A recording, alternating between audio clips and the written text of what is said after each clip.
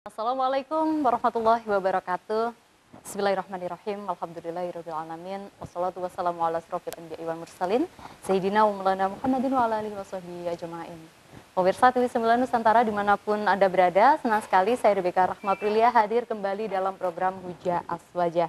Dan di sore hari ini sudah hadir di studio kedua narasumber yang sangat luar biasa. Beliau adalah yang terhormat Ustadz Dr. Nurholis Majid MHI, salah satu tim Aswaja NU Center PWNU Jawa Timur, dan juga Al-Mukarram Kiai Haji Munim DZ selaku sejarawan dan ideologi Nahdlatul Ulama.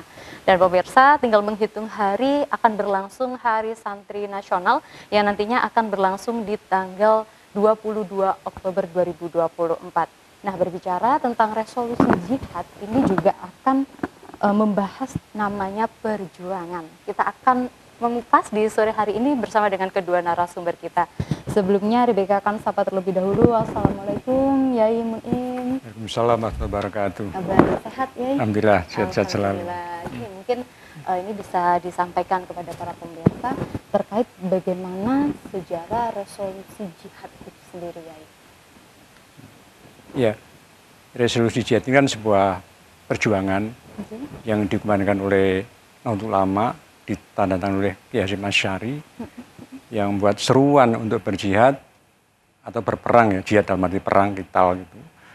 Ketika pasukan sekutu itu terdiri Inggris dan Belanda mau menjajah kembali Indonesia yang sudah merdeka. Mereka sudah dikumandangkan, tetapi mereka tidak terima dan ingin kembali menjadi Indonesia. Kemudian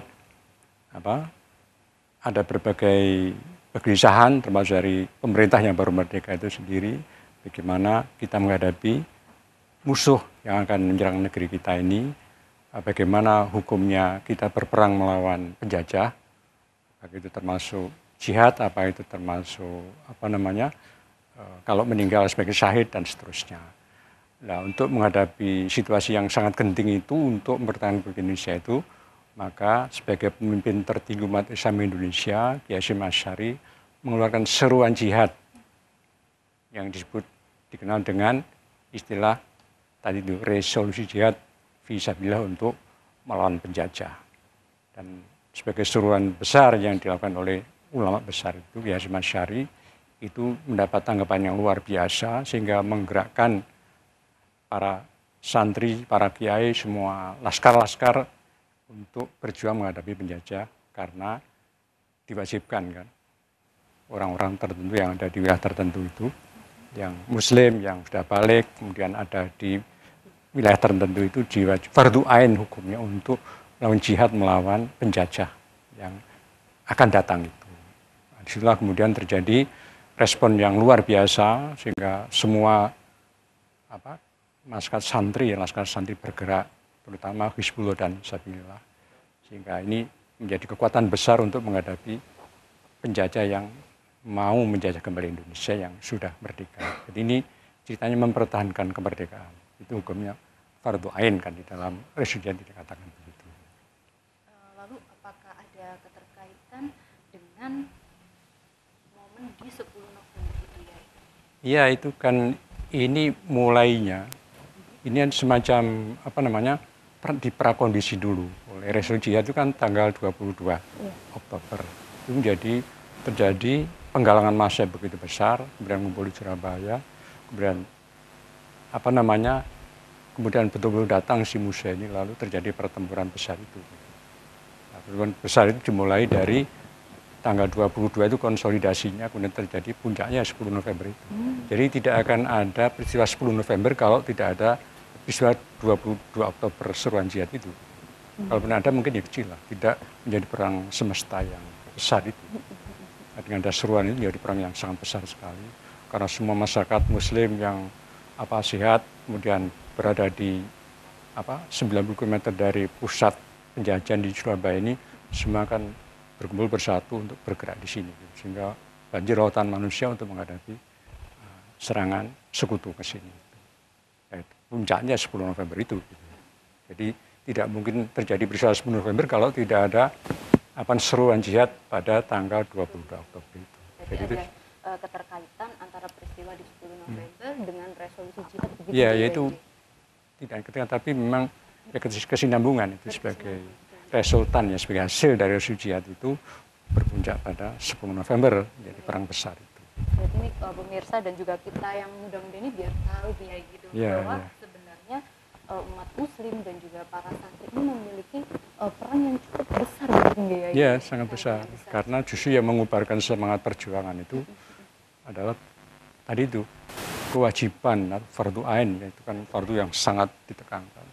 Sehingga mereka mau nggak mau ya, dan mereka juga memang berani ya berjuang itu. Sehingga tadi itu, sehingga terjadi konsolidasi penggalangan kekuatan massa yang begitu besar, laskar yang besar itu jadi peristiwa yang memuncak pada 10 November itu. Jadi memang itu satu rangkaian, betul satu rangkaian yang nggak bisa dipisahkan. Ya baik Yai, nanti kita akan lanjutkan bincang yang sangat menarik ini.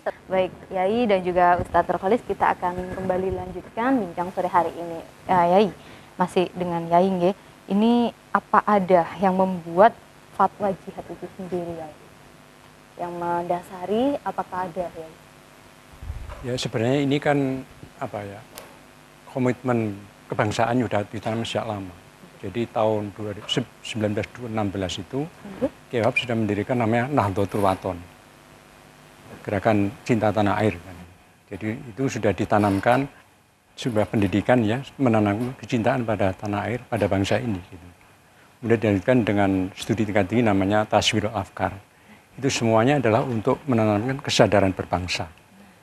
Makanya Kiai Wahab nulis syair itu, termasuk nulis syair Hubul Waton Minal Iman itu. Makanya di situ kan ada kulu mayak tiga yaman yalkohi mama itu. Kan siapa mengancam akan binasa di bawah dulimu itu. Kan diciptakan lah. Kemudian itu kan baru konsep-konsep pecinta pada tanah air. Kemudian tidak cukup berjuang hanya dengan semangat saja. Tapi semua sudah dipompakan mulai tahun 16 itu. Kemudian muncul tahun 28 muncul Sumpah Pemuda macam-macam itu. Kemudian dibentuk namanya kelaskaran. Namanya Hizbullah dan Sabilillah. Itu dilatih secara fisik, gitu, secara mental dan secara intelektual. Nah, baru kemudian itulah yang kemudian menjadi antara semangat kebangsaan, cinta tanah air, kemudian dikasih teknik untuk perjuangan tahun 43 ya. Maka begitu tahun 45 mengadakan resolusi itu sudah pas. Gitu. Jadi tidak dengan tangan kosong ya, jiwanya diisi dulu. Dibangunkan jiwanya, dibangunkan raganya dengan latihan Hizbul Sabilillah itu, dikasih senjata dan dia perang gitu, berani. Baik, jadi ini ada salah satu caranya dengan menumbuhkan terlebih dahulu, kemudian secara fisik juga diberi pelatihan begitu ya ini. Makanya misalkan bangunlah jiwanya, bangunlah badannya untuk Indonesia Raya. Ini ternyata ada filosofinya begitu ya. Baik, ini berkaitan dengan kesadaran akan cinta tanah air. Ustadz Khalid, ini mungkin bisa disampaikan kepada pemirsa nih, apakah hukum dari cinta tanah air itu seperti apa ya? Ya tentu sebuah kewajiban kita mencintai tanah air kita ya. Sebagaimana Rasulullah juga sangat mencintai kota Madinah. Sampai tertuang dalam doanya, Allahumma habbib ilainal Madinah kahubbina Makkah au asyaddah. Ya Allah, tanamkan rasa cinta kepada saya, kepada kami terhadap kota Madinah sebagaimana kami juga mencintai kota Mekah. Artinya apa? Bahwa cinta tanah air itu di samping itu adalah amrun tabi'iyun, sesuatu yang bersifat alami, di mana-mana namanya orang pasti cinta kampung halamannya lah. Saya asli dari Madura ya sangat cinta dengan Madura gitu ya. Mungkin Kiai Mun'im juga begitu kan, sangat mencintai kampung halamannya. Di samping itulah amrun tabi'iyun, tetapi juga amrun syar'iyyun. Itu memang perintah dalam agama untuk mencintai tanah air kita. Makanya dalam salah satu poin fatwa jihad itu yang dikumandangkan oleh Mbah Kiai Hashim Asy'ari, bahwa mencintai tanah air itulah kewajiban bagi kita, memerangi tentara sekutu adalah kewajiban, fardu ain ya, bahasanya fardu ain. Fardu ain itu artinya kewajiban individual, terutama bagi orang yang memang berada pada jarak masafata qasrin dari daerah tempat musuh tadi itu.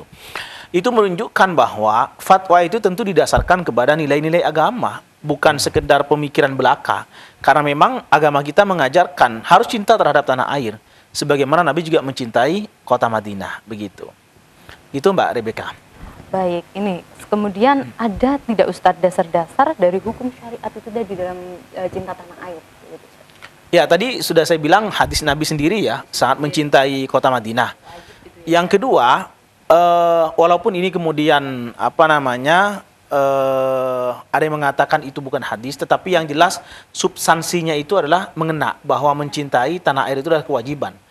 Sehingga lagu yang tadi Mbah Kiai Mun'im sebutkan itu, Hubbul Watan Minal Iman itu menunjukkan bahwa itu ada dasar hukum dari sebelumnya sampai kemudian dilakukan Hubbul Watan Minal Iman tadi itu. Nah, tentu kiai-kiai kita, Kiai Hasyim Asy'ari, Kiai Wahab Asbullah menuangkan pikiran-pikirannya, kenapa kemudian harus ada kalimat fardu ain, itu bukan sembarang menuangkan, tapi ada dasar hukum yang melatar belakangi kenapa kemudian difatwakan fardu ain. Ya tadi itu salah satunya gitu. Di samping juga kalau kita merujuk kepada Al-Quran, kata-kata jihad ini jelas banyak ya. Jihad itu secara bahasa, kalau kita baca dalam kitab An-Nihayah, badlul wus'i awit tokoh, mencurahkan segala kemampuan dan segala potensi. Tapi dalam kitab Fathul Bari wa syar'an wa istilahan, jihad itu adalah badlul wus'i minal muslimin fi qitalil kuffar al mu'anidin al muharibin al murtaddin li'la'i kalimatillah. Bahwa mencurahkan segala potensi yang ada untuk memerangi orang-orang yang dalam tanda kutip, kalau kufar ini saya maknai konteksnya resolusi adalah para tentara sekutu yang menentang, yang memerangi kita, ya, li'ilahi kalimatillah, untuk menegakkan agama Allah. Nggak mungkin Mbak Rebecca, kita ini, Muslim yang ada di Indonesia sekarang ini bisa sebebas ini melaksanakan ibadah kita dengan tenang, melaksanakan puasa juga dengan tenang, kemudian ya mohon maaf, makan bisa dengan enak, kalau seandainya kita tidak merdeka. Lah, kemerdekaan itulah yang mendasari kenapa kemudian harus ada fatwa fardu ain, karena dengan merdeka itu kita bisa menjalankan ajaran Islam dengan begitu sempurna. Coba kalau kita nggak merdeka, sholat aja diuber-uber, kira-kira begitu ya? Iya, betul. Nah, itulah kenapa fatwa itu menjadi penting dan wajib kita sebagai warga Nahdliyin untuk mengingat fatwa jihad yang dikeluarkan oleh Mbah Kiai Hasyim Asy'ari itu dalam rangka untuk mengenang sejarah dan sekaligus mengingatkan kepada anak muda bahwa kita ini bisa merdeka itu tidak lepas dari peran para ulama. Jangan lupakan peran kiai-kiai kita itu.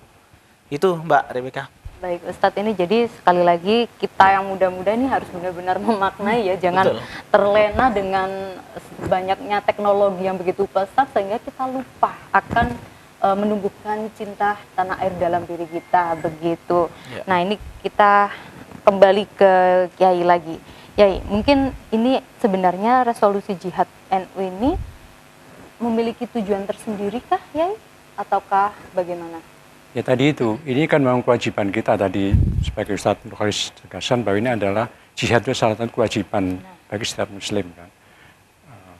Yaitu kemudian diterjemahkan secara tepat, jadi itu kan perintah normatif dari agama. Tetapi kiai-kiai itu pintar bagaimana perintah ini jadi operasional dan efektif. Makanya dibangunkan dulu kecintaan pada tanah air. Kalau tidak cinta nggak mungkin akan berkorban. Karena ada cinta itu dia mau berkorban gitu.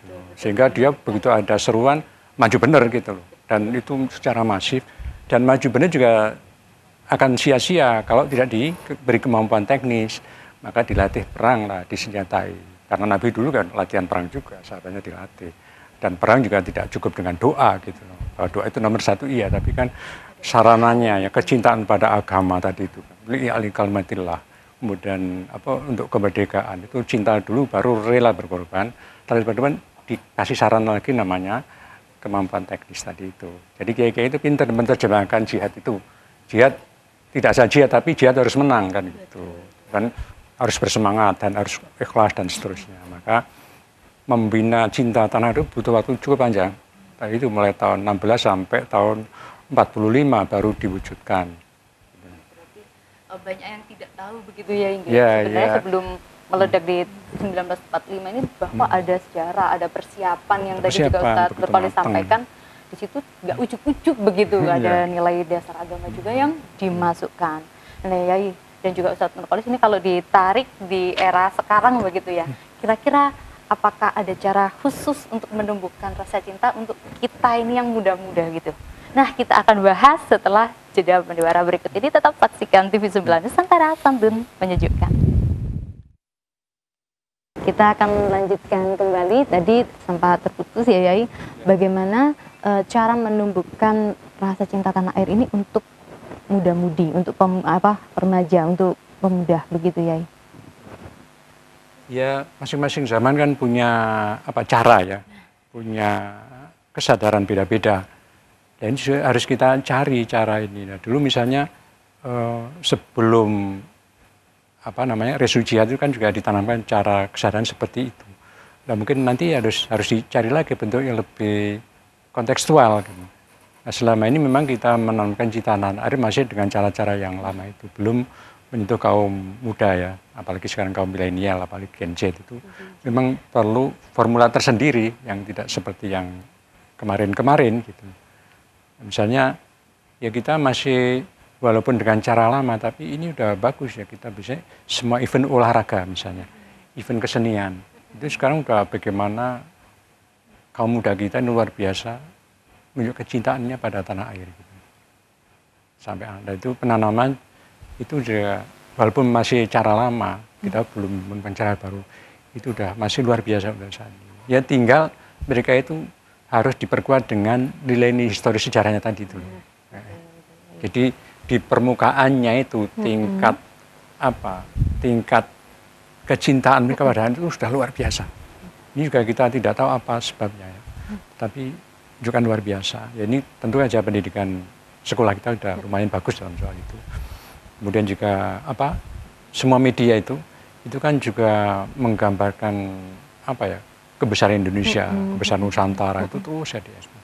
Nah, ini juga banyak lagu-lagu ya yang kemudian di ekspor. Nah, ini lama karena misalnya dulu ya ada penyanyi seperti Gus Plus itu bikin lagu Nusantara itu serial banyak sekali. Itu ada jangkar kebudayaan luar biasa menanamkan ke cinta pada tanah air. Salah satu bentuk cinta begitu ya. Ya selain lagu wajib yang hebat itu ya, Gus Plus itu bikin sendiri. Nah, itu kan kontekstualisasi cinta pada tanah air. Ya, terus yang hebat lagi, ada orang namanya Gombloh. Ya. Gombloh itu dahsyat luar biasa. Ketika orang yang sudah waktu Orde Baru kan orang semua yang sebar negara nggak senang, termasuk nggak terlalu suka pada Indonesia Raya. Tiba-tiba Gombloh membuat lagu rakyat ya tentang Indonesia Raya, kebiar-kebiar itu. Iya. Itu menguasai Indonesia sejak tahun 79 sampai tahun 90 itu Indonesia dikuasai oleh Gombloh ini. Dan Gombloh itu jadi lagu semacam lagu wajib. Itu dinyanyikan tidak hanya di kantor-kantor, di universitas, sampai dinyanyikan di pasar-pasar. Semua. Nah, itu luar biasa Gombloh itu memberikan. Nah, ketika Gombloh sudah habis waktunya itu ya, ketika ini negara sudah reformasi, ternyata muncul lagi baru, namanya lagu Yalwaton, Kiai Wahab. Itu dahsyat sekali itu. Jadi Indonesia Raya diperkuat dengan kebiar-kebiar Gombloh, diperkuat dengan Kiai Wahab Yalwaton. Ini lagu dahsyat sekali, itu tidak hanya lagu nasional, sudah internasional. Itu walaupun dari NU, tetapi kan untuk semua itu.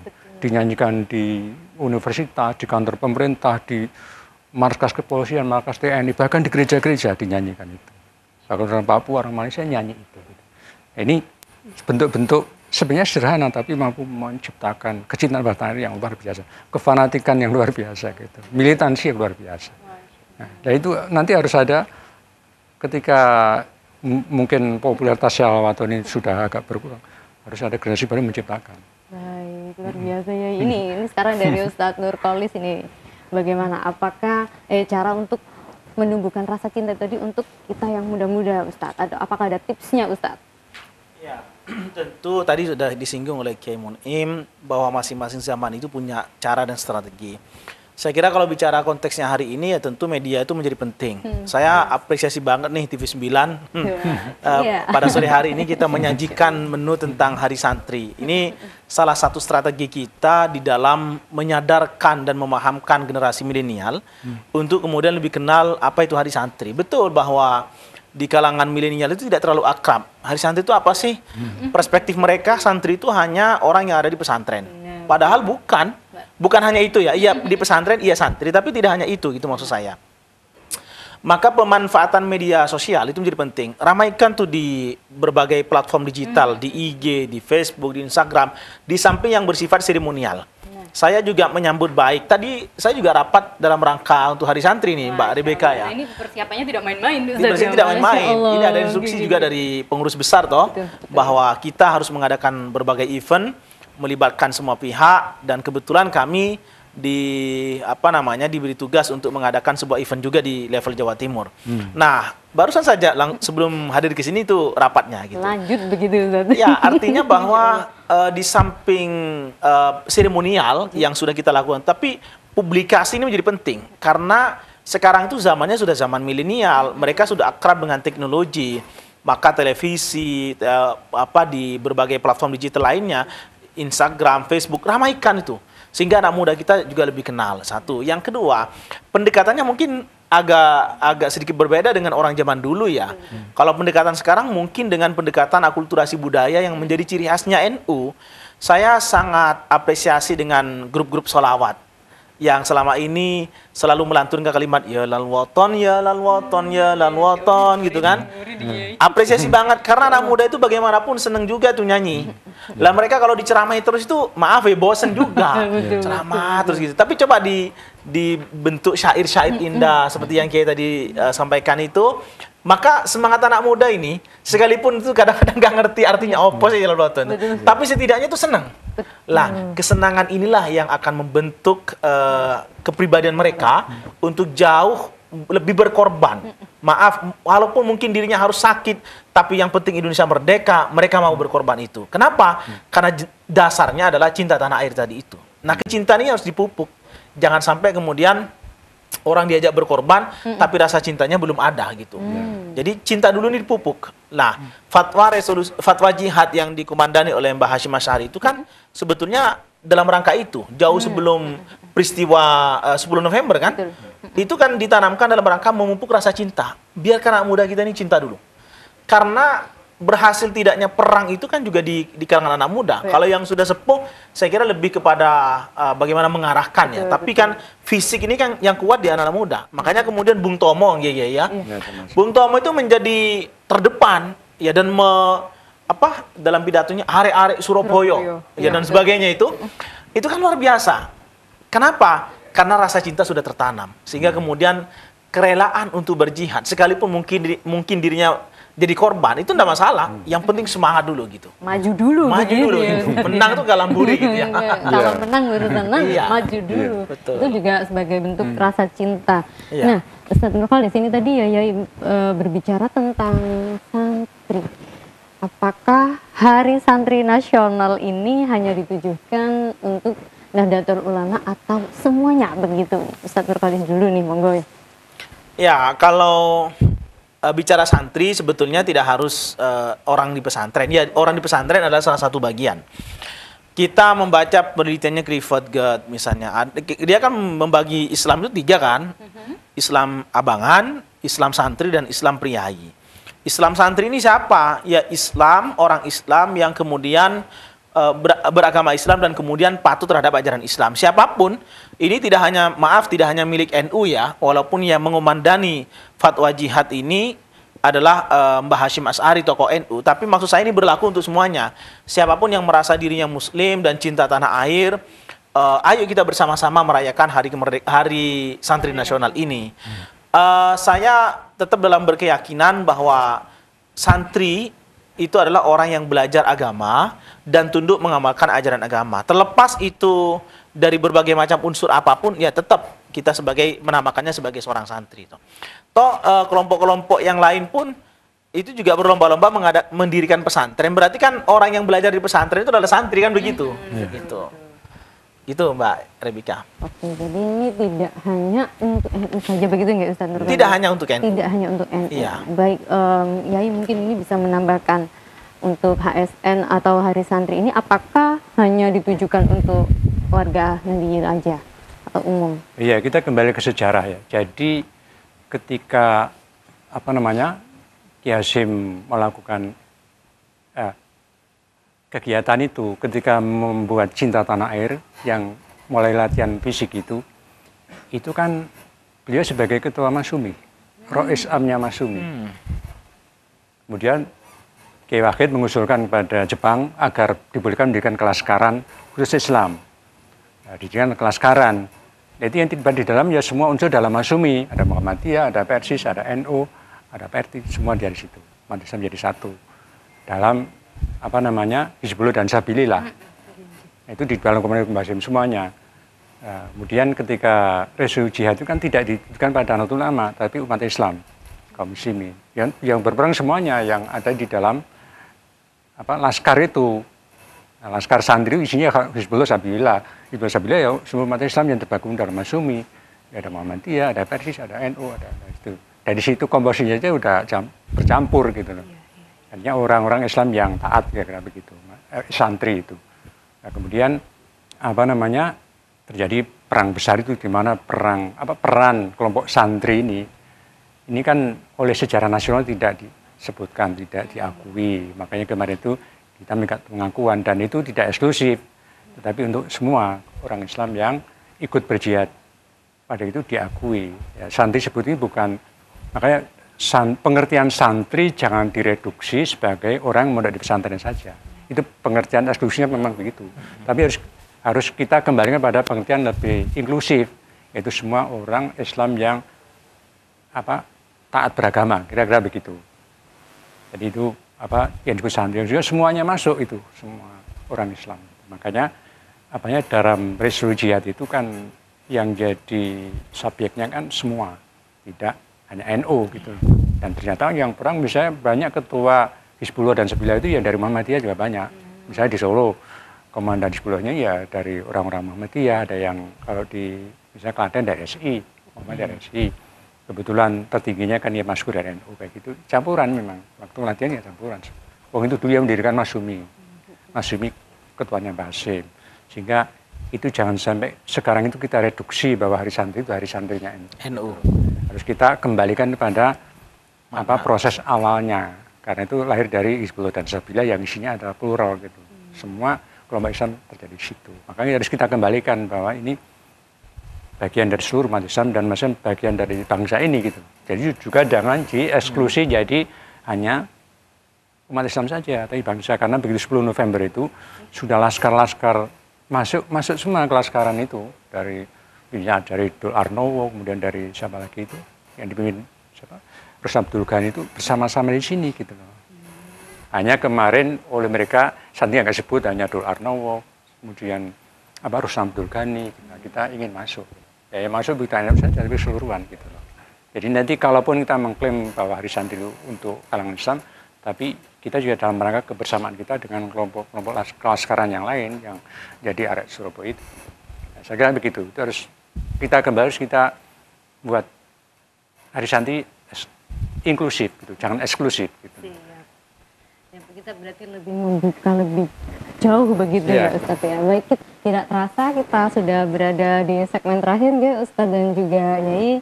Mungkin ini dari Yai Mun'im bisa disampaikan kepada para pemirsa pesan-pesan terkait dari menyambut Hari Santri Nasional 2024 ini nanti ya. Monggo.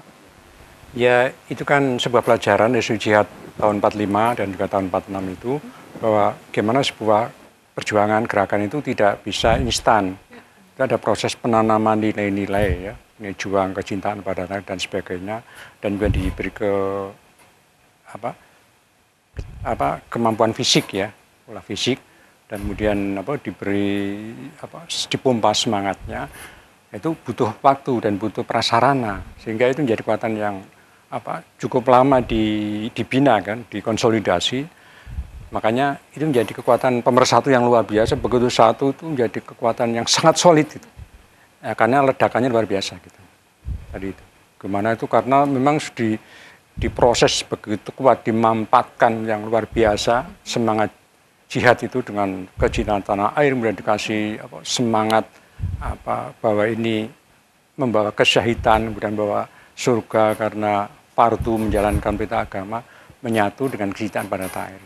Kemudian dari semangat yang luar biasa itu menjadi dimampatkan oleh resolusi itu sehingga meledak menjadi perjuangan yang luar biasa itu. Jadi ini memberikan pelajaran bagi kita bahwa perjuangan itu tidak bisa instan, harus ditanam lebih lama, dan sehingga kalau itu matang itu hasilnya dahsyat luar biasa. Bagaimana sebuah kelompok kelaskaran bisa menandingi sebuah pasukan besar dengan senjata sangat modern, sangat lengkap, dan juga sangat canggih gitu, bisa dihadapi oleh kekuatan-kekuatan ini yang senjatanya tidak imbang. Itu di situ ada unsur spiritualitas namanya doa, hizib dan sebagainya. Itu hampir semua perjuangan Islam itu adalah pasti perang tidak seimbang.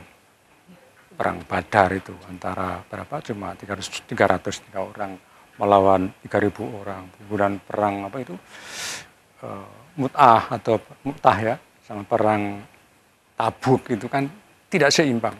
Kemudian ketika menaklukkan Masjidil Aqsa itu perang tidak seimbang. Kita selalu begitu, tapi selalu menang. Kenapa? Karena itu di samping kesiapan fisik, kemudian komitmen pada Islam juga kemampuan itu mengelola fisik tadi itu dan disertai doa sehingga menjadi kekuatan yang luar biasa. Dan itu harus kita kembalikan bahwa tidak cukup hanya kemampuan intelek dan fisik saja, tetapi ada kemampuan spiritual. Nah, kalau di istilah di Islam atau di NU itu hizib itu doa itu, dan hampir semua perjuangan kita itu mengandalkan, percaya pada itu dan mengandalkan itu. Karena selalu perang kita tidak pernah seimbang. Lalu kita di bawah, tentara jumlahnya lebih sedikit, perangkat lebih ini.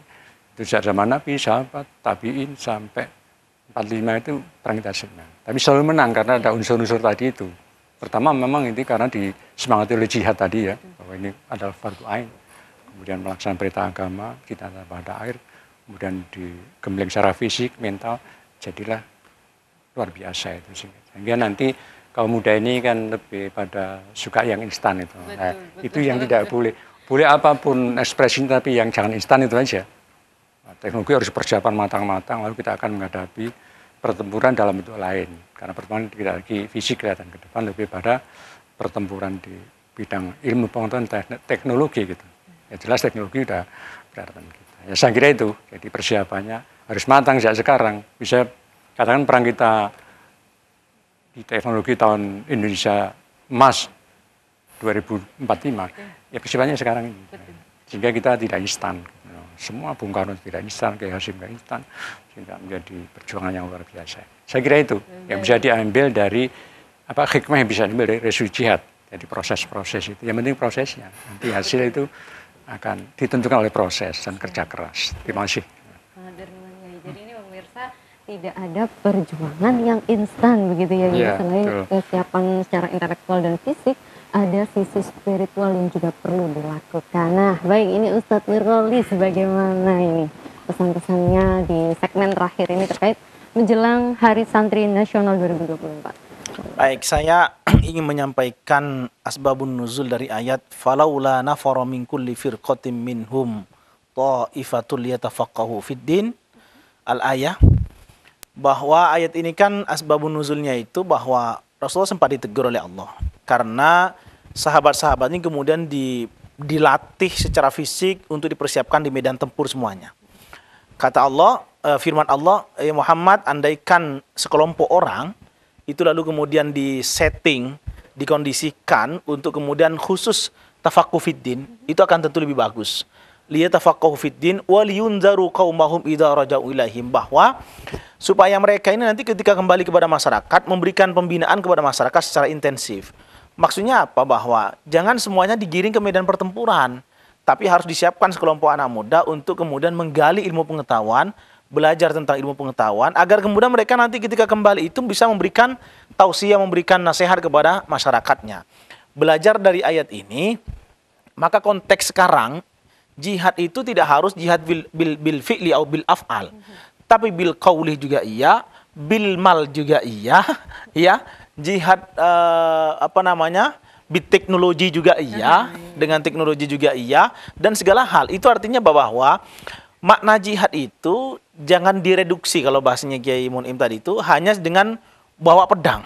Ya itu zaman itu iya. Ya, betul. Tapi sekarang bukan hanya itu, tapi jihad ini bagaimana kemudian direfleksikan menjadi sebuah keinginan kuat dari setiap muslim itu untuk kemudian menggapai cita-cita dalam rangka untuk menegakkan agama Allah tadi itu. Apapun profesinya. Yang berprofesi sebagai seorang kiai ya silakan mengajar di pesantrennya, para santri tadi itu. Yang berprofesi sebagai seorang profesor riset ya silakan riset di kampusnya. Yang berprofesi sebagai seorang pebisnis, bisnismen ya silakan Anda berbisnis sesuai dengan konsep-konsep syariah, dan kemudian hasil dari itu semua ya disisihkan untuk kemudian memenuhi kebutuhan dalam tanda kutip, membantu masyarakat dan sebagainya, dan seterusnya dan seterusnya. Jadi jihad sekarang itu saya memaknai tidak hanya dengan perbuatan, dengan fisik, tapi sesuai dengan profesi kita masing-masing, tetapi esensinya, ending pointnya itu adalah sama, menegakkan agama Allah, menggapai kemaslahatan dunia dan akhirat. Ini satu hal. Yang kedua, saya apresiasi kepada pemerintah yang telah menjadikan 22 Oktober sebagai Hari Santri Nasional. Itu dalam rangka untuk mengenang sejarah. Bahwa memang kita ini tidak boleh melupakan sejarah, bisa merdeka karena memang ada fatwa ulama di tanggal 22 Oktober yang harus kita peringati. Ya. Dan yang berikutnya, saya sangat berharap bahwa di buku-buku sejarah ini tolong dicantumkan. Iya, ditambahkan mulai dari level yang paling rendah, katakanlah misalnya SD, sampai ke perguruan tinggi, itu tolong disampaikan bahwa 22 Oktober ini momentum yang sangat penting dan sakral banget. Disitulah para kiai dan semua unsur itu bergabung untuk menggapai tujuan yang sama, yaitu kemerdekaan Republik Indonesia. Sehingga anak cucunya kita sekarang ini bisa menikmati dengan sempurna gitu. Saya kira itu Mbak Rebecca. Baik, Ustaz Ya. Khalis dan juga Yai Munim, terima kasih banyak untuk sore hari ini. Mudah-mudahan kita ke depan semakin tumbuh rasa cinta ini, profesi apapun, siapapun itu, mudah-mudahan setelah ini akan segera tumbuh dengan belajar bincang sore hari ini, begitu. Baik pemirsa, tidak terasa kita sudah berada di ujung acara. Terima kasih. Saya Rebecca Rahmat Prilia mewakili kerabat kerja yang bertugas pamit undur diri. Wassalamualaikum warahmatullahi wabarakatuh. Selamat sore.